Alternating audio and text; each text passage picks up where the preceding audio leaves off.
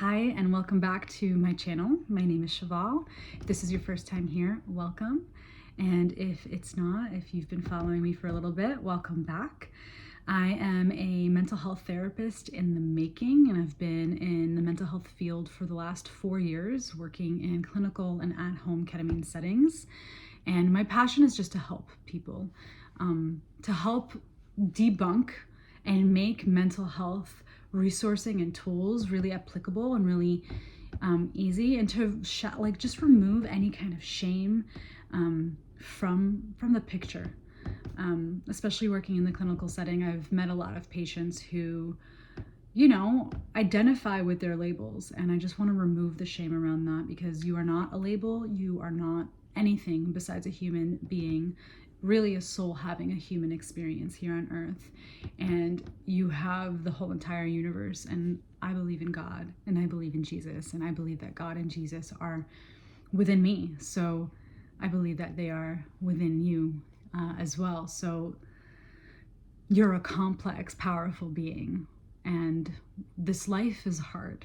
There are challenges and there are seasons of feeling like it's just like one mountain after another, one desert after another, just refinement. And there's a lot of challenge and heartache and grief, and also a lot of beauty and power and grace and love and growth. And I am just really passionate about having these kinds of conversations of, hey, we all struggle, and there's ways to overcome it, and there's ways to change your life, and there's ways to get up from a moment of feeling depression or a day or two of feeling depression. Like, that doesn't mean you are depressed. You may be experiencing depression. So I was talking with a friend of mine last night, and we were talking about how this last weekend I had fallen into a place of doubt and insecurity and uncertainty and anger, and frustration with God, and frustration with how my life looks, and thinking I should be further along in my path than I am. And I was in a dark place. I was in a dark place in my mind on Sunday. I really questioned, what's the point, feeling hopeless. And I was just thinking about how in that time, it's so powerful to go through those moments where you're struggling and you go to the depths of it. And for me, at least, calling out to God still and bringing everything to Him, even in the mess, even in the muck, even in the frustration and in the whining and the crying out to Him. I believe that that's what He wants. I believe that God, and I know that God wants all of us and in all of our emotions. And just crying out to Him and asking Him, why hasn't this happened? Why hasn't this? I'm trying so hard. Where are you? And kind of going into that despair until it's all cried out. And, crying is such a powerful mechanism. It's such a powerful, wise, intelligent mechanism that God put in inside of our bodies to release energy and release pain and real emotions. And emotions are our guides and our teachers. So, going into those places is good. It's good sometimes to feel that way, but it's when we get stuck, and it's when we forget who we are, and it's when we don't do anything to break it or call out for help in any way, whether that's God or God and community, then that's where it can become a whole identity, a whole, label, or a whole like clinical depression or something like that, because then it becomes who you are. So I was in a dark place. I was really frustrated with God. I was confused as to why I've been praying so much, trying so hard, doing everything I can to let go of all of my old ways and be better. Like, I'm constantly working on myself, hungering to be the best version of myself for the world, for God, to serve God and to serve other people. And also just like really in my prayer, like in my walk with God, in my heart posture, I've been trying so hard, and yet I'm not where I thought I would be. So I got really, really just angry and upset, and cried out to the Lord. I asked him, I just need a sliver of hope. I need you to do something. I need you to show up, please. And I had reached out to multiple people and they prayed over me, which was really helpful. And then I asked for a sliver of hope, and I heard him say, get up and work out.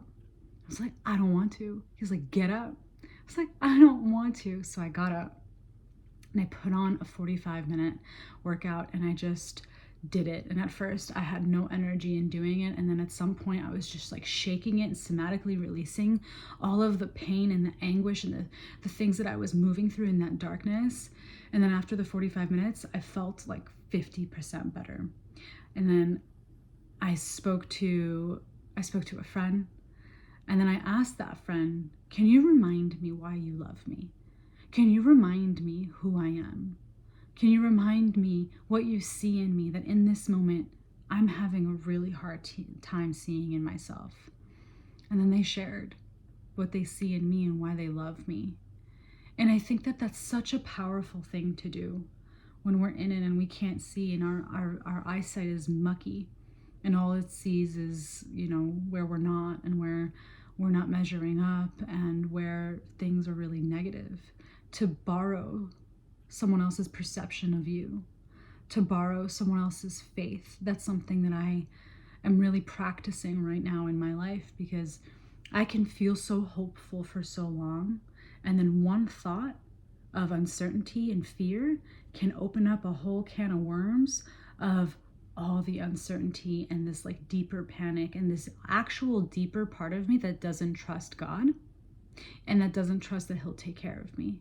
So that's something I'm currently working on. But how powerful is it to include God, your creator, call upon him? And again, I've said this so many times in other videos, if you don't have a relationship with God and there's some trauma there, I have so much understanding, empathy, and grace for that.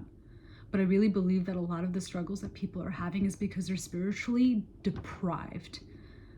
Like they're famished, spiritually famished, and they need a relationship with God.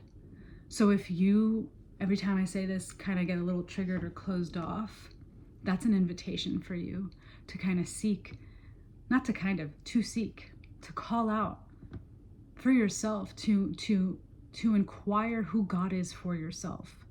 I'm not telling you to go and believe what I believe, but through my own questioning with God, who are you? Are you there? Where are you? What are you? I went down a whole world of a path, such a deep path. I went down such a unique path to finding God, but I can't recommend it enough to people. And I really do believe that it would be a humongous, I know it's a huge component of the reason why people are so depressed and so anxious, because they're trying to rely on themselves to fix their own problems and their mental health issues and the problems that they have to face in life. And that's exhausting. And also community, like surrounding yourself with the right kinds of people too, and leaning and borrowing other people's faith and perspective and hope is something that can be a really effective way to combat those moments where you fall and you need help getting back up. And there's absolutely no shame in it. So I just really felt called to share that today, because it's part of our experience. And in the darkness and in those moments, it's where we're so desperate. Well, I'll speak for myself. It's in those moments where I'm in such despair that I'm so desperate to be filled by God and to humble myself to know that I can't control anything. And every time I try to control or predict the future or be my own God, that's when a lot of pain comes. So if you're ever in one of those moments, call upon God and ask your friends, your people around you for support, and asking them to remind you who you are. And that will help. And also ask for prayer, especially when I'm down. That's what really helps me, just washes me clean and gives me the ability to remember that I can just raise my hands and surrender and give it all to God. And when I'm in surrender, there's so much more peace in my heart. And I remember I don't have to figure out what's going to happen. I don't have to know the how. My responsibility is to pray and to align and to ask God and involve God into my deepest prayers and desires, and also say, your will over my will, but also leaning on the promises that God gives me, knowing that He has plans to prosper me and not to harm me. So this is how I fight my battles, and I just wanted to share it because the darkness is sacred. The darkness is a teacher. In the darkness, there is power, but there's only power if you know how to combat it and to fight it and to get out of it in an effective way. Otherwise, it consumes you and then becomes you, and then you get lost in it. So you have to be able to seek the light in the darkness. And if you don't know how just yet, these are some really easy ways to start.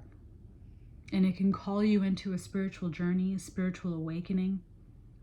I know it did for me, where I got to a place where I was just so sick and tired of feeling like a victim in my own story of my life and seeing everything as bad and being constantly afraid. I was consumed by the darkness. And now I'm so grateful to say, I'm so pleased to say that like 90% of the time I'm in the light, and I'm learning how to catch that thought that spirals me into the darkness. And also knowing that maybe I don't always have to, but just involving God and also remembering that in this darkness, this isn't who I am. This darkness is just teaching me something, another layer that needs to learn how to trust in life, trust in God, trust in things to work out, and surrender again and again and again. Life is really spirally. It's like you go in a spiral and it's kind of never ending, and you face the thing that you don't want to face over and over and over again until it's integrated and shifted and healed and learned. And then there's another thing, right? Like there's always going to be something. So it's like, how about we find ways that work for us and talk about it and remove the shame and use the people around you, the closest people around you, the people you can trust, to be the reflection in the mirror when you need to be reminded of your light. So I pray that this blesses you. I pray that this removes any kind of shame around going into those darker holes. And know that you are worthy of getting out of it quicker and quicker and quicker. And the more that you do these kinds of things, the easier it becomes. Where for me, it could have been a whole weekend, it could have been a whole week, it could have been even a whole month. It was a 24-hour, 24-hour moment of despair, which I think, but I'm also so grateful to see that there are things that are working that help me get back up and feel peace and surrender it all to God and to life. And just remember to be where my feet are and to focus on what I can control.